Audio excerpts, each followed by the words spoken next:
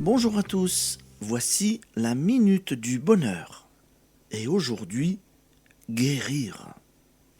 Voici 2 guérisons qui ont eu lieu la même semaine et qui se sont maintenues et confirmées. Les malades sont aujourd'hui en excellente santé. Un homme jeune, ancien tuberculeux, guéri depuis plusieurs années, tombe si gravement malade qu'on craint la méningite tuberculeuse.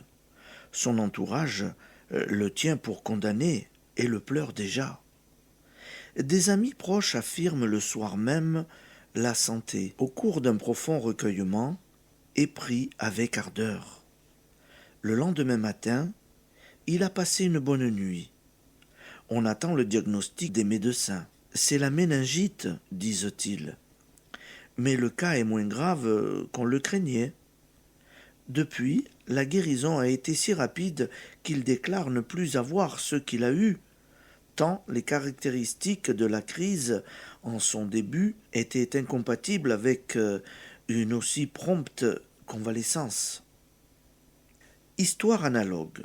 Il s'agit cette fois d'un jeune acteur de cinéma qui commence une pleurésie 8 jours avant le début d'un film. S'il ne peut pas jouer à la date prévue, il perdra son contrat.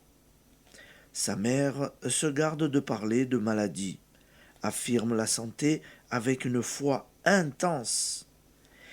Et 8 jours plus tard, il était au studio. Cette dame me dit « Les médecins déclarent cette crise atypique », c'est-à-dire que la pleurésie diagnostiquée au début s'est si extraordinairement éclipsée qu'on ne peut dire ce que mon fils a eu. Application. Cela vous montre comment il faut procéder pour enrayer un mal, même brutal. Dès le début, ne pas faire chorus avec ceux qui se laissent aller à désespérer, déclarant « il est perdu ». Affirmer la santé calmement, paisiblement, dans une confiance totale envers l'esprit créateur de tout bien qui est dans le patient, comme il est en vous.